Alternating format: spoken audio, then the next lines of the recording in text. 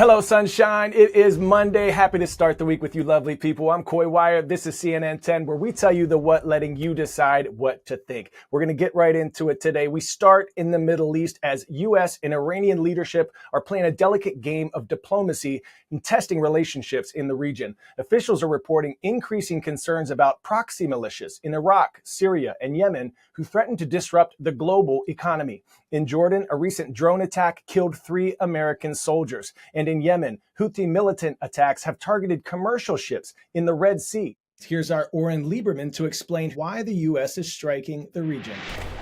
For the third time in recent weeks, the U.S. and the U.K. carried out joint strikes against Houthi targets in Yemen. This time, the coalition airstrikes targeted 36 targets across 13 different locations in Yemen, as the U.S. and the U.K., backed by a coalition of Australia, Bahrain, Denmark, Canada, the Netherlands, and New Zealand, try to disrupt the ability of the Iran-backed rebel group to target international shipping lanes in the Red Sea and the Gulf of Aden. The U.S. went after underground storage facilities, command and control, missile systems, drone storage and operation sites, radars, and helicopters of the Houthis. So in that target list, you see the effort of the U.S. to try to disrupt the abilities of the Houthis to continue to attack commercial vessels as well as U.S. warships. It's also worth noting this is the first time we have seen the U.S. strike Iraq and Syria simultaneously. The U.S. carrying out strikes at 7 locations across Iraq and Syria, more precisely 4 in Syria, 3 in Iraq, targeting 85 different targets and using more than 125 precision-guided weapons. That is an order of magnitude more powerful than the strikes we've seen the U.S. carry out in Iraq and Syria over the course of the past several months. The U.S. had made it clear it wasn't trying to start a war with Iran here and very much trying to avoid that possibility, so no strikes in Iran directly, but very much going after Iran's proxies in the region, and the ability of the proxies to carry out these ongoing attacks on U.S. forces. Worth noting that these strikes, of course, come 5 days after a drone attack in the region killed 3 U.S. service members in Jordan and wounded scores more. But it's not just that. There have been more than 160 attacks on U.S. forces in the region, and this was effectively a more powerful response to all of that. And yet there is no expectation that this is the end of it, because President Joe Biden saying there could very well be more to come, and Defense Secretary Lloyd Austin being even more blunt about this in a statement afterwards, saying this is the start of our response. The key question here, of course, what does the rest of that response look like, and where does it play out? Pop quiz, hot shot. Which of these animals is the largest rodent in North America? Squirrel, muskrat, marmot, or beaver?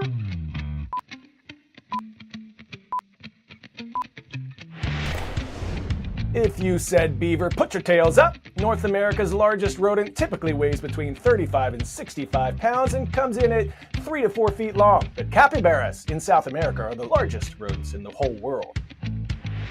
Let's hop on across the pond to the wetlands of England, where the Eurasian beaver, a species hunted to extinction, are returning to London for the first time in 400 years. CNN's Anna Stewart introduces us to the family of 5 that was relocated from Scotland to West London in hopes of rebuilding the country's lost beaver population. This is the moment that a family of 5 Eurasian beavers happily settled in to their new home.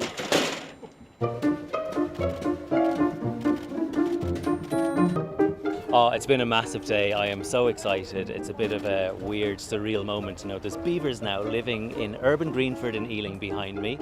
Have to admit, my heart was going like the clappers when I opened that first box and Big Mama Beaver came out. She's a whopper. They did fantastically. I was absolutely thrilled. They came out, they showboated in front of the world's media. It's only, a few generations ago that they were exterminated. And yeah, it was a real proud moment to see them swimming around here in this main pond of Paradise Fields again, like they had never been absent. Hunted to extinction over 400 years ago, Britain's largest rodent was welcomed back to a wetland haven on the outskirts of the capital, adjacent to a retail park and a busy highway. The project has been done with the support of Mayor Sadiq Khan's Rewild London Fund. One of the reasons why we in City Hall have invested millions of pounds in this project is it's good for humans, it's good for nature, it's good for our city. It's really important to create environments like this where we as Londoners can appreciate nature. 84% of people now in the UK live in towns or cities. So we can't think of nature and thriving ecosystems as being a countryside issue. Actually, we need to embrace nature and nature-based solutions on our doorstep in cities as well. 1 month on, and the beaver family is already having a positive impact on the local habitat. So we're in almost a low-lying basin surrounded by urban landscape and hard standing and roads and things like that. In high rainfall events, we're getting flooding of this area, and the water is basically gushing through, and it's going into the storm drain systems and into the sewers, and it's gushing out in urban Greenford downstream. Sean McCormack from Ealing Wildlife Group believes that nature has the answer. So here is their magnificent creation, their first dam. So absolutely incredible. This started as just a couple of twigs across the stream bed. And as you can see now, we've got almost a metre difference in height between the water upstream, the water downstream. Beavers create dams under the cover of darkness. Not because they care about urban flooding, they have an instinct to create pools of deep water to hide in. The happy consequence for us is that their refuge systems actually slow down the flow of water. The land will actually, over time, act as a giant sponge, and it will absorb those high rainfall events, and it will release it slowly. Even if you're not interested in wildlife or nature, it's a win for the urban community in Greenford to not have so much flooding. So they build resilience in the landscape, especially in times of climate change. I've been in a very privileged position to be coming in here every day on my own or with a pair of volunteers at a time and seeing it for myself. But I think the real proud moment will come when we're showing the urban community here in Ealing just what beavers can do.